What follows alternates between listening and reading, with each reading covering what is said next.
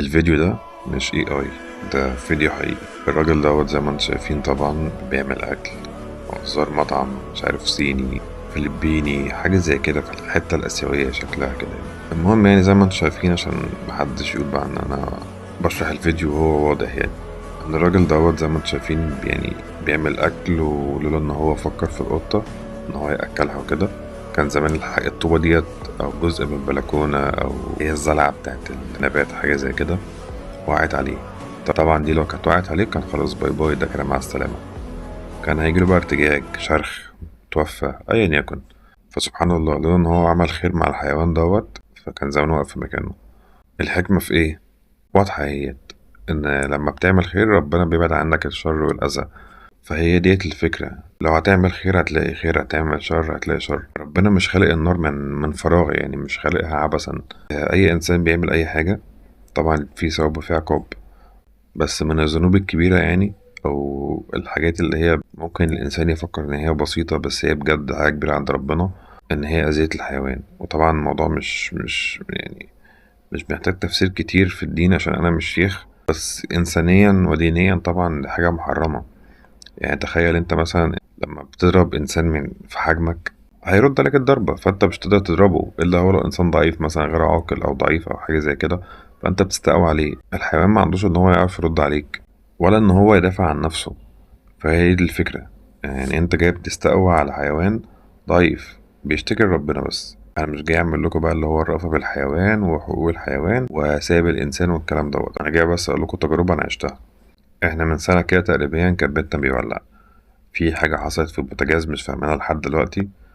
بس سبحان الله يعني المهم يعني كنا بنفطره آخر يوم في رمضان اللي هو كان يوم الوفا أو قبليها بيوم حاجة زي كده مش فاكر.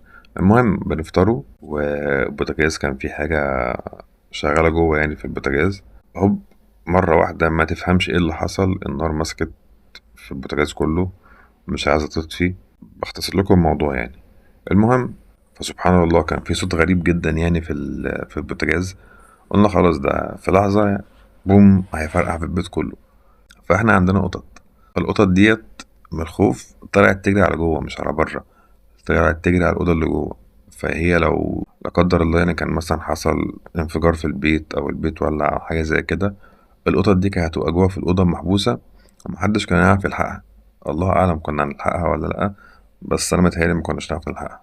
مش حتة اللي احنا خايفين على نفسنا وطز فيهم، لأ، فكرة اللي هي تقسيمة البيت، إن مثلا الأوضة اللي جوه بعد كده المطبخ، فأنت عشان تدخل جوه تبقى صعبة جدا يعني.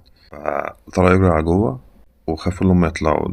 دخلت أجيبهم كذا مرة فيفلتوا مني ويطلعوا يجروا على جوه من صوت النار ومن صوت البوتاجاز ومن الخضة ومن الفزع والجو اللي في البيت الرعب ده، فطلعوا يجروا على جوه.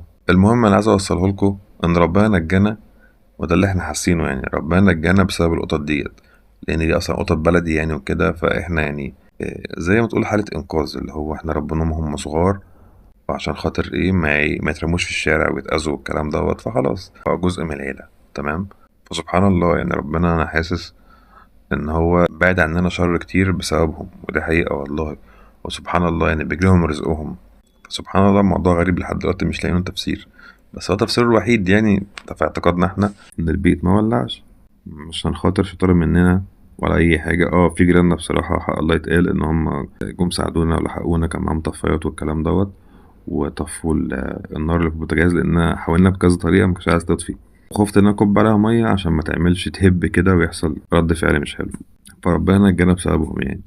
بس اللي عايز اوصله لكم ان انت لو ماشي في حته فيها قطه فيها كلب فيها اي حاجه عايز تاذيه براحتك، دي هترجع لك. عايز تحط له اكل برضه هترجع لك، في الاول وفي الاخر ده هيرجع لك انت ويترد لك انت.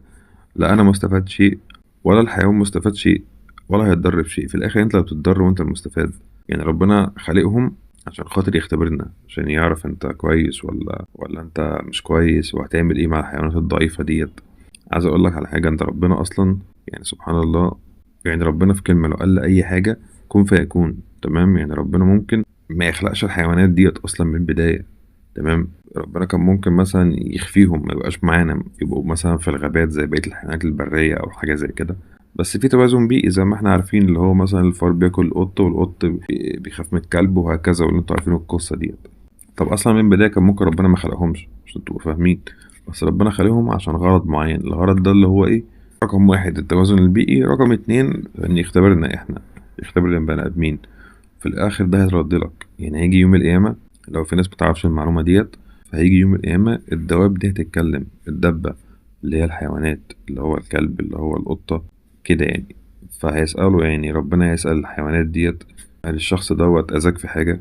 الشخص دوت كان كويس معاك؟ فهيتكلموا، هيقول لك اه والله ده أكرمني، ده ضربني، ده أذاني، ده كان كويس، ده حط لي حتة لانشون قد كده. فسبحان الله، انت اي حاجة تعملها معاهم هتنزل كمية ذنوب من عليك انت مش متخيلها. انا مش بقول كده عشان خاطر اعمل لك فيها اللي انا شيخ وبقول لك والله امر عليك تاكلهم، لا، ده هيرجع لك في الاول في الاخر، ترجع لك انت، ده مردود لك انت. يعني انا بستغرب والله الناس اللي بتقعد تأذيهم، مش فاهم الفكرة.